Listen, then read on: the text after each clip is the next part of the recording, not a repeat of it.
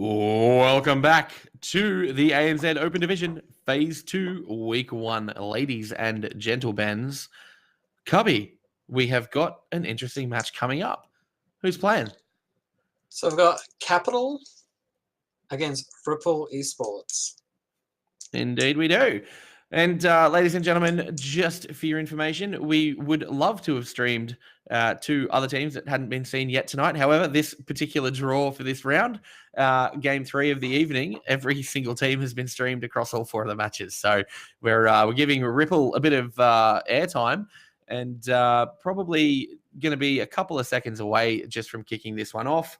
I think we probably want to take Aureus off RPL and give him Bullcrow. So we'll wait for the draft and the lobby to kick off. Playing on Cursed Hollow. Cubby, so what do we think about Cursed Hollow? Oldest and probably the largest map outside of Ultrac Valley and Warhead Junction. What can we expect to see here? Well, this is the classic, so I expect both teams to know this map very well. I think for my particular preference, I would love to see an Abatha. I don't think it will come out, but you know. Abby's the dream on Cursed Hollow, isn't he? Abby into an Illidan Hunt combo, delicious and dirty and devastating, all at the same time. What year are we in? Not 2016 anymore, unfortunately. That was the Korean meta, and I loved watching it. Now, kicking off into the draft. Don't know whether or not we'll see a Garrosh ban straight out of the gate, to be honest. I think we will still see Genji, but yeah, Garrosh is just too strong at the moment, I think. So I'm pretty sure we'll see stock standard bans. I mean, we did see Garrosh banned in both of the first 2 games, right? Yep. Garrosh Genji banned out of both of those games. It was the same ban for both games, really. It was same ban for wow. both games. Garrosh, then Genji, then Garrosh, then Genji. Banned twice. Can we get 3 in a row? So we have to see a specialist, right? I want to see some Zagara play. I doubt we'll see that, but I'd love to see it. And we're going with a Sonya ban. Okay. Sonya ban coming out of RPL Esports. So don't know whether or not this is common knowledge for everybody, but Aureus on the side of Capital plays a very, very mean Sonya. Now, I think that's a little bit of a tip of the hat from RPL to Aureus himself in saying, you know what? We don't want to deal with that. You're a very strong solo laner. Time for you to play something else, Aureus. Let's see what you got. Well, I mean, we already seen in the first game just how strong Aureus can be on that Sonya. So I respect the target ban. Yeah, absolutely. It's like when Lorne bans Hanzo on me in Hero League. I hate it. I hate it so bad. But look, Capital taking their time on this ban. They know that they don't have first pick, so it's really a toss-up whether or not they want that slaying power of a Genji or goodbye Garrosh. And now I think the question here is, do RPL now pick up the Genji? And they do. Insta-lock Genji. There it is. It's pick or ban at the moment. And, you know, even with the slight nerfs that Genji's got to the range of his cyber agility, I believe they increased the cooldown on it as well. You know, slight damage decrease on the Dragon Blade or the D Blade. Love the D Blade. I definitely love the D Blade. Love the D Blade, don't you? Mm-hmm. We go into X Strike more commonly now because the extra damage is there and the ability to use it as an escape as well as an engage tool. Love the Dahaka coming out for Capital. I love seeing Dahaka on this map. We're getting all the D heroes. Denji, Dahaka, DTC. No, we'll stop it now. Innuendos. Dahaka and ETC. So ETC potentially also can play that pseudo global role if he takes a stage dive, which you know, wouldn't be the worst choice on Cursed Hollow, just allowing for more flexibility.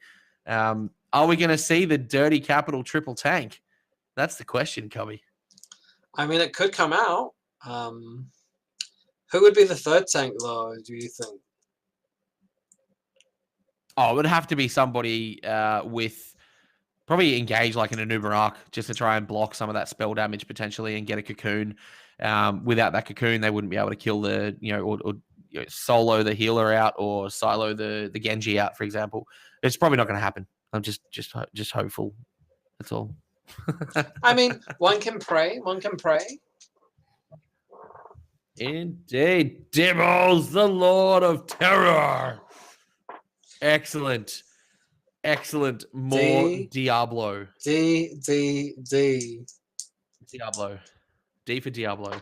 And Malfurion. So again, it's Malfurion pick, or it's usually picked. I haven't seen Malfurion banned for quite a while in either Prem or HGC. So are we going to see the Stukov retaliation, or are we going to see more of a Rhaegar? I'm assuming with the Dahaka ETC combo, Rhaegar would be better with the Ancestral, but we'll find out. I mean, we could see the Holy Cow combo again, them taking Uther.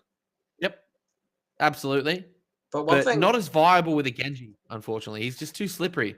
Slippery sucker. Mm-hmm. Omaida. Ninja Nageru. Yeah, Hanzo ban. So don't want to deal with a double Shimada. A good choice. Super Shimada Brothers, definitely not happening this game. No Super Shimada Brothers. Stop it. What's the ban coming out of Ripple going to be here? Is it going to be another target ban, I wonder? You know what I'm thinking? I've just got a little bit of an inkling here. Maybe we're going to see a Lunara coming out on the side of Capital. Maybe. Yeah, I can see it. Lunara is very strong around those points. There's the Stukov ban, so I don't want to deal with that the excellent healing coming out of the second S tier healer. So we're going to have to go with the A-class healers. And, maybe we can see some stay a while and listen. Some good old Deckard. Love a bit of Deckard.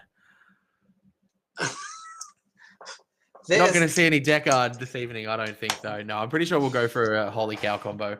You're going to stop that, Cubby. Got to stop that. Ladies and gentlemen, I do apologize for me to be on the stream this evening, casting to you beautiful, beautiful people of the ANZ region. I had to pop a lot of cold and flu tablets. So I'm a little bit hyped up and I'm a little bit excited. I'm excited to be working with Cubby. He's excited to be here. I'm just excited to be here with all this D. Come on, Capital. Let's get these 2 picks locked in. Take your full minute, why don't you?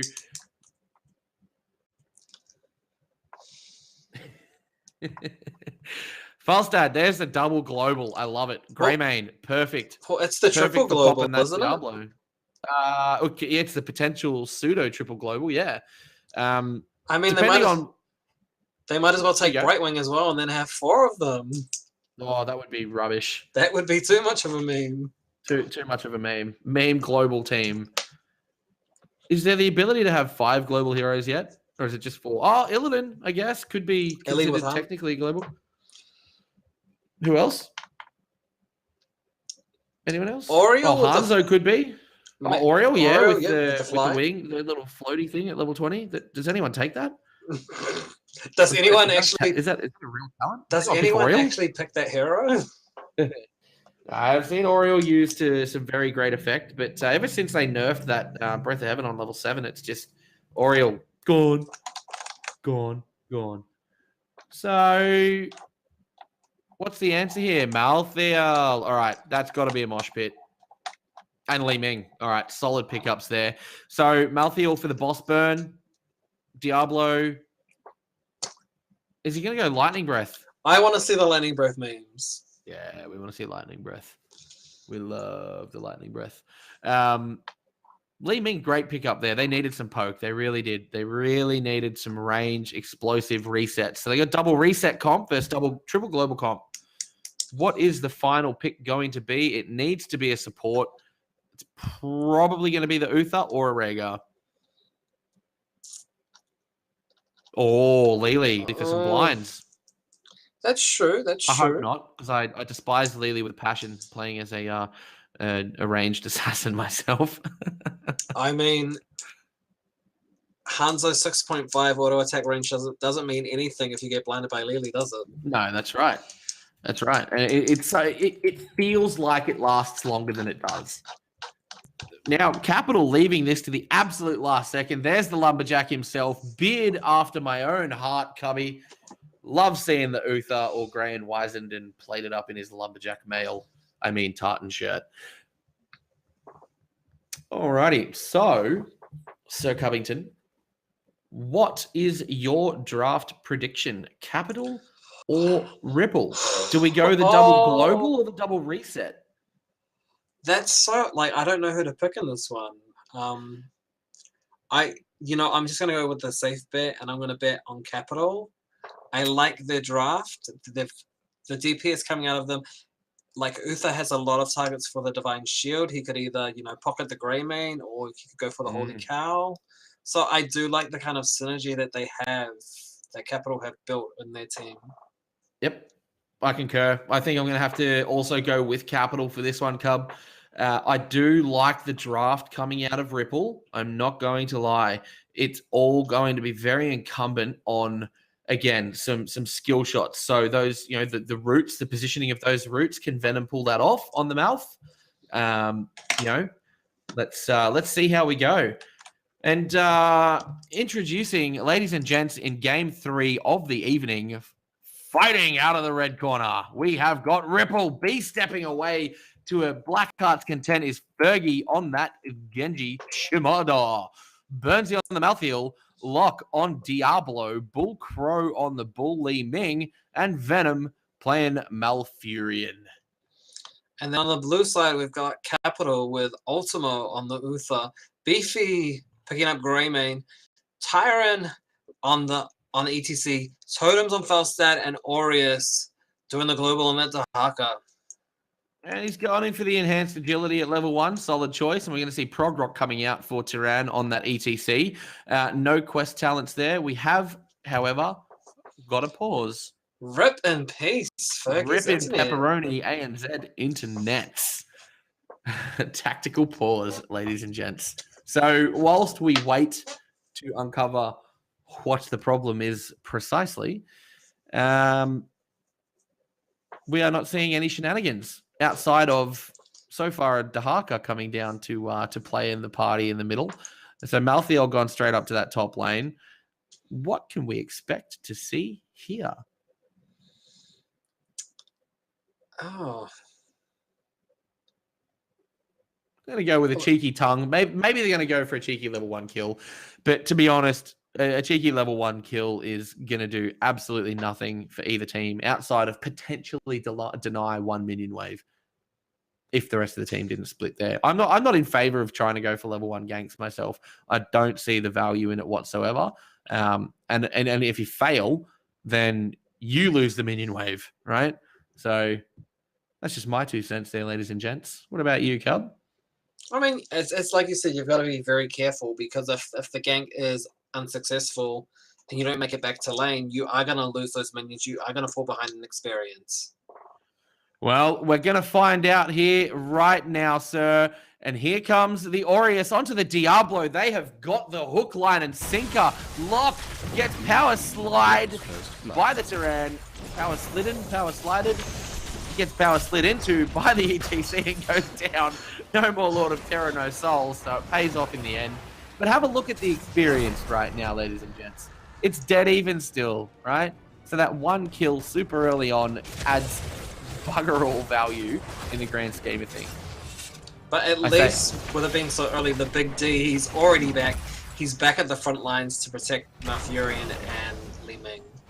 Yeah, absolutely. So level 2 caught back up to within a matter of 3 seconds after Capital took that. So really, the value in getting a first kill, don't really see it. Anyway, but actually, it's just like there may not be an EXP value, but there is a value and kind of that psychological warfare of picking up that first kill. Diving into the front line there like Aureus did, and just saying, "We're just gonna pull you back and we're just gonna kill you," like Rich does. That is absolutely spot on, Cub, and something I was overlooking completely. I assume that when we've got players of this caliber playing at this level, giggity, no, it's open division. Of course they're going to get tilted. We all get tilted. So, solid choice. Psychological warfare, I dig it. And just like you say, Rich kill you. That's probably my favorite thing to come out of the mid-season brawl. The fact that that's now a thing. Rich kill you! Fergie's taking a little bit of damage down there in the bot lane from Totems on that Falstad, but his team came to his rescue picking up that siege camp. Fergie gets a little tap there and puts a little bit of pressure back onto Totems. As we've got a rotation down now coming from the Li Ming and the Malfurion. Are we going to see this tactical route? No, I think Bullcrow's blown his load a little bit too quickly there and come out of those bushes with a little bit too much gusto. Not a chance for Venom to finish the route and continue the rest of that fight out, taking the Falstad down. Genji gets a little bit of a counter gank on him from the Aureus coming on the Dahaka with a bush stalk, like a bush turkey.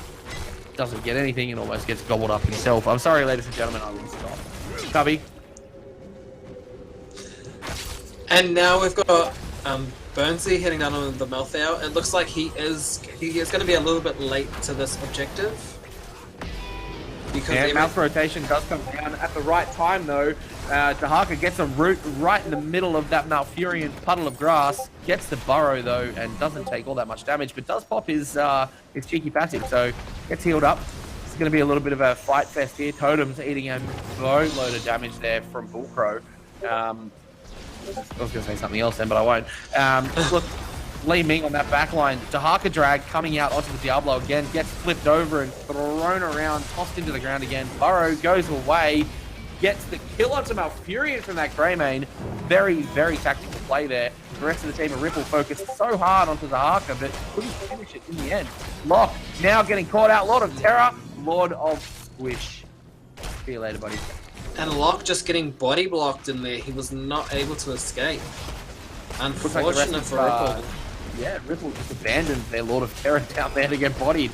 And Capital taking full advantage of this, taking out a tower nice and early there, gaining themselves almost a full level experience lead now with 3 kills, a zip.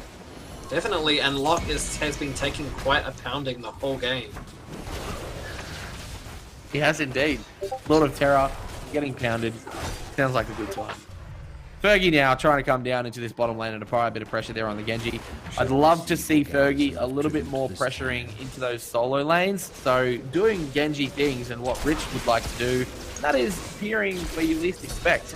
But this being a very objective-based map, Cub, it's a little bit difficult to do that, especially with such a wide expanse to cross to be able to do that game.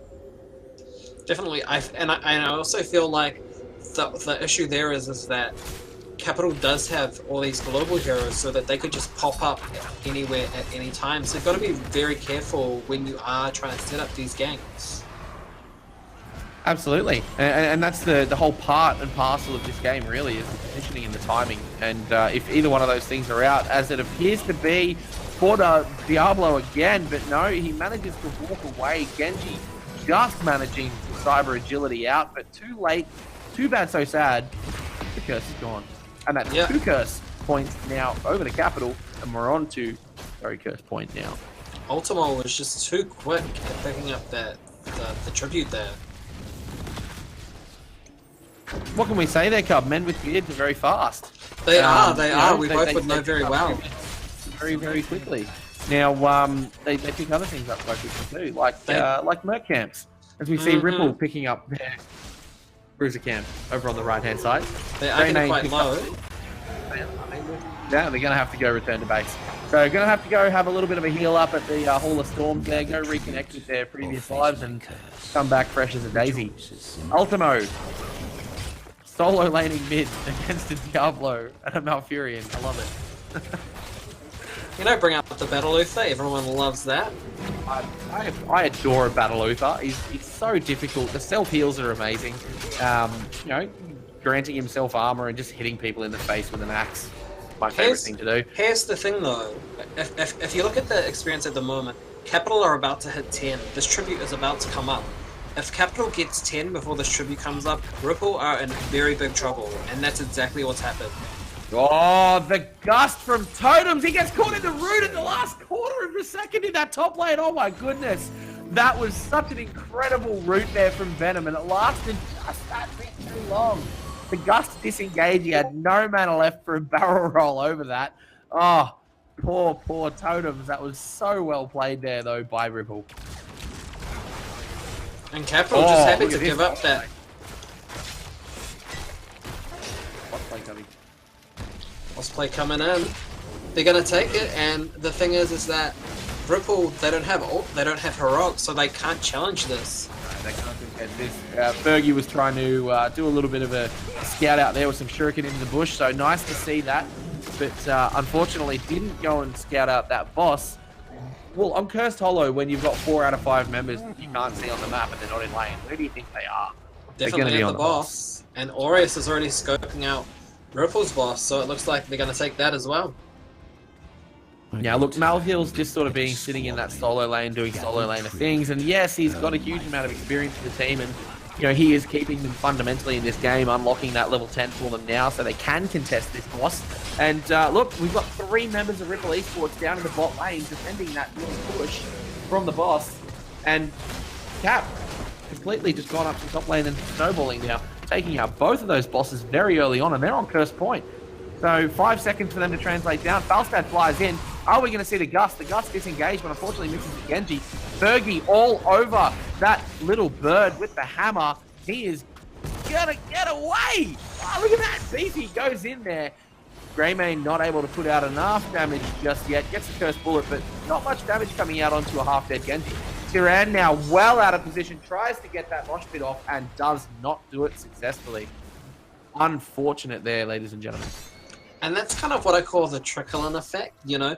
First we had totems trickle into the point using a global, and then the rest of the team just trickled in, but they weren't all there at the same time, so they were easily picked off. Or at least Tyrande was. And look, the Falstad flew in with the right intentions, but just flew into the wrong spot. If he had have just waited until they started the channel, dusted them off the point, then they would have been a little bit more successful. But as it is, Capital takes that top keep. But with Malthael doing the solo laning things that he is doing, he's keeping them up there in experience. So they're only half a level down at the moment, there, Cal. So solid effort being brought out by Burnsy on that Malthael. Especially coming back from Capital picking up the first 2 tributes. I mean, this game could be in a lot more dire straits than it is. You bang on. And look, it could have been a lot worse for Ripple. They've turned it. They've lost both bosses, but really haven't lost too much. So now is the curse point fight for both teams. This is where it's going to get devastating. Dahaka a little bit out of position there. Gets rooted, gets flipped, gets lightning breath to pieces. Crispy roast bug meat for dinner for the team of Ripple there. That's going to be now 4v5. Dragon Blade goes out. Doesn't really do too much work. A lot of ultimates completely blown on the side of Capital there. We've still got the ETC mosh pit on cooldown from the previous fight.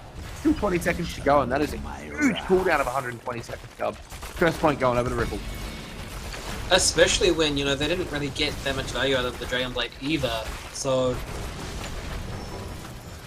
yeah, let's just see how Capital defends this. They're about to get 13, so they are going to be upper talent tier, so they should be able to fight back. They should be able to put up a fight here. And it's going to be 13 for both teams. Yeah. Li Ming gets the power slide and that knockback. Can they capitalize on this? Capital does capitalize on that and takes out the Li Ming, so that's one less threat to deal with. But they still have the imminent threat of that entire curse. Another 30 seconds. That mid-keep, or mid-fort rather, is in danger. Malthael's done a good job up there in that top lane, clearing out the rest of the minion wave. Look at this, one little auto, 2 little autos, dead. That's the whole minion wave gone, I love that. Curse point, so much fun to play with. Here comes the Falstad into a root, no dice there. Lord of Terror lock, you're going down again, fella. That is, however, a 100 soul reset. And we've got Malfurion getting popped off by the 5-man rotation in the mid lane there by Capital. Great counterplay here coming out from Capital Cubby. So it was kind of unfortunate there that Falstad manages to fly onto the route, and then it didn't matter at all anyway, because I don't think Locke was ready to follow up on that, even though the whole of Capital was there to pop him anyway. But I mean, great play from Capital there. Absolutely, and look at this, like Tyran trying to go in on that ATC again onto the Diablo, but Locke just throws him into the wall, smashes him into that little fence, so there's pumpkins moving all around there. The pigs got excited. There's a little sow there feeding her little cub piggies. They didn't know what to do. Giant Lord of Terror smashing cows everywhere. Barnyard animals going bananas. An absolute hot stuff. Now, Heavy Camp picked up there by the Malthael, has to go back to base to reset and get his dirty undead health back. He's coming back out. So solid little push coming out of here in the mid lane. This is something that Ripple could really use to try and start clawing back that 1 level advantage that Capital seem to have at the moment. Definitely, but one thing that we should note on the map at the moment is that this bottom fort is very low. So if Capital managed to get this curse, that will be going down quite quickly. Absolutely. Just from the wave. They got an almost win condition. They don't know what that tongue grab there was. Aureus, sorry mate, that was completely whiffed. Maybe he thought he had the extra range already.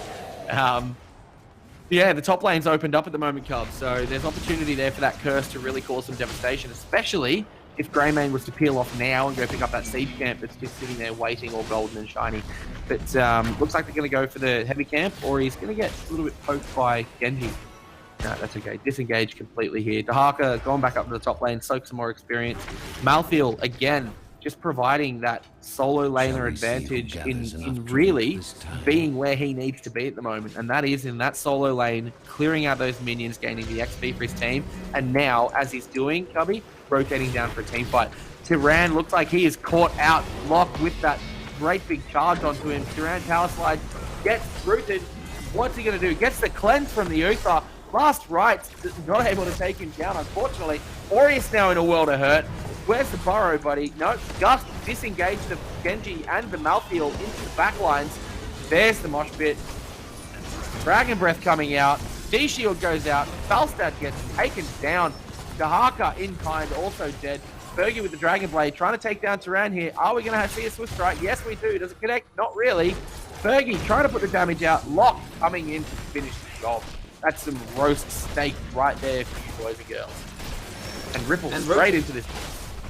Picking up a triple there, which is good for them because it also means they can pick up another the tribute there, and then also likely pick up both bosses on the map.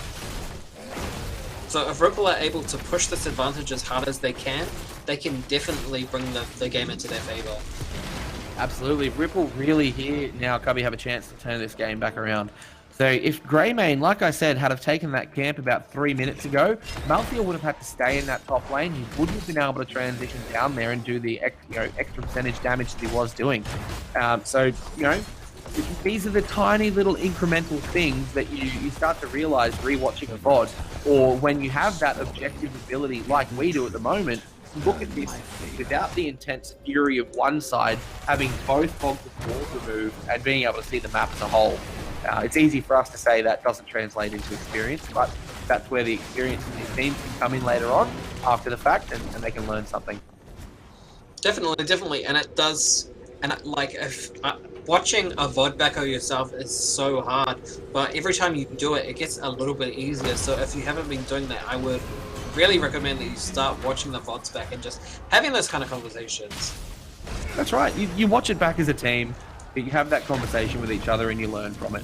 It's not about playing a blame game, and the sooner everyone realizes that, the better. Dahaka is once again caught out of position, takes the lightning breath all the way in the face. The Gust disengages, not going to hurl at all. Is this going to be Beefy picking up the curse? Yes, it is. Very lucky. ETC, though, he's going to go down, gets the D-Shield and walks away. Wow. Did not expect that. Thought the D-Shield was still on cooldown. Uther, now he's gotten himself into a little bit of trouble. Tyran, no. ETC is their attention. Burnsy putting out that % health damage. Diablo smash into the wall. Swift Strike all the way over. Fergie doing all the blade damage. So Ripple really able to kind of nullify the damage that's going to be done by this curse by picking up those 2 kills there, because it's going to mean that now Capital aren't able to push this advantage. And as you could see, Falstad actually had to fly back into the top lane to stop that boss that had been pushing. And the curse is already almost over. So unfortunate for Capital. Yeah, it was a waste of a curse. And again, as we talk about there, Cub, it'll be worth noting, reviewing that later on, that the opportunity for them to give that up was there. It would have been 2 versus 2 on the curses, and they could have reset and taken another point. And lived to fight another day and really got some value out of that curse. But as it was, they got nothing. And I think that's one of those things that you've got to think about, is that this is an option. Like, we can give up this curse, because if we take it now, we aren't going to get anything. But at the time, it's just like, oh, this object is up, we need to get it now. Yeah, you're absolutely right. And that's the thing that would be going through these guys' minds, right? They'd be saying, all right, what we need to do is we need to make sure those guys don't get this objective. We need it. But like, when you're playing, that kind of thing doesn't often come into your head.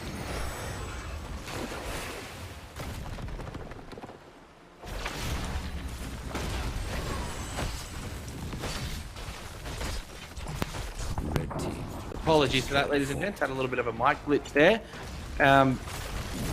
Well, Is this going to be the time that we see the engage? Capital need to engage here prior to Ripple well, gaining 20. Capital definitely need to make an engage very soon, as Ripple are closing in on 20 very quickly. And once they do pick up those storm talents, it's going to be very hard. It's going to be a lot harder for Capital to bring this back. Oh, this is going to be a good way to do it. Those Siege Giants at this time of the game here, Cub, are going to take that tower down quite quickly. Probably almost going to be enough to shoot them up within range of another minion wave. Maybe that minion wave at top will be enough to get them to 20. And there you go. You see that tower go down in the top lane. Opening up that map a little bit slowly. Capital really have an opportunity, though, in the top lane. They've got those 2 towers almost dead. So all they really need is one good group push once they hit 20 themselves, and they should be able to turn this. But Ripple looking deadly at the moment. Like, it still could be anyone's game here. There's no reason why this couldn't be turned around, even though Ripple are about to hit that 20. Well, the premier spot for the playoffs tomorrow night is on the line, Cub. So both of these teams fiercely, desperately want this. Ripple, sponsored as an esports org. They want to show the rest of the world what the ANZ Open div can do, and they want to get their way into Premier. Do I see what I think I see, Winters? Do we have a bush bait going on? Are we seeing a Chinese bushman at Diablo? Don't do it! No, he's gone! He's completely blown up! Oh, the teleport! Oh, he's getting away! Oh my goodness gracious me, that was intense. That level 20 must have just come online for him to be able to then use his demonic teleport. Oh, that Hellgate seriously saved his life just then. That was great. Another gust coming out here onto Burnsy. That's going to be a dead Malfield. He cannot teleport himself away. 0 mobility for that boy. See you later, Lord of the Dead. You can go and join your friends. Now the boss is coming out for Capital here. Cub, is this going to be the turn? This is going to be the turn. I think if we can push with this advantage, they don't have 20 yet, so maybe not. Like, the game isn't going to turn around just by getting this boss. But if they can pick up a few, like another kill with this boss, maybe. But mate, if they rotate top right now and catch Ripple in the midst of this boss, no, they're not going to do it. If they had have all turned tail and ran top now, they might have had an opportunity to really seal this game away, but they haven't done that. I mean, they could still close in on them, but it doesn't look like that's what they're looking at doing. They're just looking at picking up the tribute so that they can get closer to getting that curse again. Yeah, well, they're playing the objective game, and that is fundamentally what this game is about, is playing for objectives. But they really need to be conscious of what they're doing. That, again, so what I'm seeing here is some really great learning opportunities for Capital. Win or lose, they could have either won this game much more convincingly, or if they do lose, then there's some, 3 or 4 key points they can take away from this future game on this map specifically with this type of team. Not getting stunned and rooted by a boss is point number 1. Don't stand in the fire, boys and girls. Yes, definitely do not stand in the big scary circle. But here we go. Both teams just picking up their camps in the top of the map there. And Falstad picking up Wind Tunnel at level 20 there. So interesting. And Contagion onto Harker. I love seeing Contagion hit 5 people. Silenced for about 4 seconds and blinded for another 4. Absolutely dirty, dirty talent. What else have we got in terms of level 20s here? Final Curtain there coming from Malfield. Very standard. Dragon Becomes Me. Awesome. Redemption for Uther, nothing special there. Blunderbuss coming out for more of an auto attack build for Greymane. Bolt of the Storm, so going to allow Tyrann some solid positioning and repositioning for that mosh pit. Probably would have liked to have seen 2 of us, if I'm being completely honest on this one at the moment, Cub. Definitely it would have. But I think he just wants to be able to get in and get out a lot easier. That would be my only explanation why he would pick up Bolt of the Storm. Yeah, power slide in and then potentially extend that power slide with a bolt to a mosh pit, or if he power slides out and still getting chased, he can bolt out again. So yeah, I definitely see the advantage of picking that Having up. the But, extra escape, yeah. Yeah. Of your pet. I, Two I, extra res- I seconds of respect mosh it, pit. Gather Devastating. tribute. Earn my favor.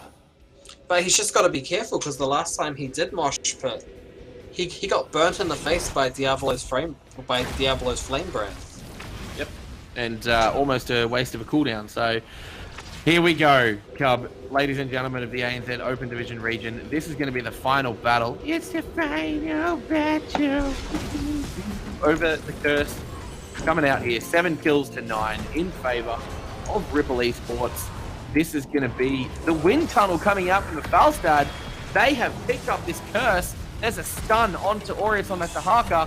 Oh, the mosh pit for no one. The D-shield coming out onto the Falstad as he almost goes down. Tahaka now getting flipped around. Pops his passive, pops the burrow. Gets completely blown up there. Oh my goodness. This curse, however, is working. It's magic as we see members of Ripple Esports going back now, Cubby, and they're going to go and try and save this bottom keep. Is it going to be a little bit too late, though? Too many archers. Aureus getting deleted by that flame breath, and that's why it's so dangerous now after the Diablo rework. No, and they do manage to save that keep. Wow. Narrowly That keep managing. has got 700 hit points left on it. Very, very few indeed. 2 or 3 autos from any hero will take that down. I would think even just a gust of wind would blow it down. Yep. You could fight in its general direction and it'd collapse. Mm-hmm. But the rest of the team waiting on Tahaka, and they're positioning a little bit aggressively because they were waiting on that brushstalk to come in from the Tahaka. But unfortunately, Ripple found them out. Turan gets saved there by Ultimo on the Uther with the cleanse. Power slides away. So I believe the positioning from Capital there was one of aggressing to that bottom lane for that keep once Tahaka could brushstalk in. But very, very smart play and very, very smart discovery there by Fergie, checking those bushes, swift striking through, roots for vision, that sort of thing. So well done there, Ripple. But I think the real play there was in the top lane with Totems on Falstad, managing to backdoor that top keep and bring up the catapults in that top lane there. So now Ripple needs to be extremely careful. Catapult minions in the top lane, and really, really well done there by Totems. Especially for someone who doesn't have Epic Mount to be able to get around the battlefield the way that he did. But again, that kind of left the rest of his team exposed. Now we're going to see a boss fight. The throw pit, affectionately called, and we've got the wind tunnel up, so if Ripple want to go in on it, they have to be very, very cautious of that. The only thing that'll stop that is going to be Diablo into his lightning breath. But here's the thing though, Capital have those giants pushing in the top lane. If they can stall and kind of extend this fight out here without it actually becoming a fight as long as possible, They've done it. They will have to go back for those giants. Absolutely. So as soon as they saw Genji peeling away through the mid lane and Li Ming had based, Cap were all over this, so they're going to go straight onto this boss. And that boss is going to go all the way to the keep and most likely start tearing into that core meat. We've got Ripple picking up their own boss, and I think that was the smartest play there. Let Capital have their boss, and then we'll just go to ours. We do not need to pick a fight here. If we get wiped here, that's GG. Oh, there's no opportunity to take that. My goodness, Falstad, if he hadn't been there, he gusts in. Oh, the 2-man mosh. Oh, the lightning breath is going down. Is Turan going to fall? No, Diablo falls in time. Burnsy also very low. That isolation hit about 3 people just then and split the entire team of Ripple into pieces. Fergie, getting away on the Genji. 60 HP, ladies and gentlemen. Totems trying desperately. No such luck, unfortunately, there. And that is very, very interesting. What's this going to do? Diablo Lord of Terror is back. No ultimates available now except for, the core. The core's going down, mate. GG, go next. GG. Unfortunate for Ripple. Ripple had that game by the short and curlies for a majority of that one there, and Capital, as we requested of them, managed to turn that around. Well, not so much requested, but sort of expected. Cub, what did you think? I was really impressed at how Capital, they were behind. They played very safe. They managed to catch up without making too many misplays. You know, they just made every decision right towards the end of the game. They didn't take too many risks, and it turned out in their favor in the end.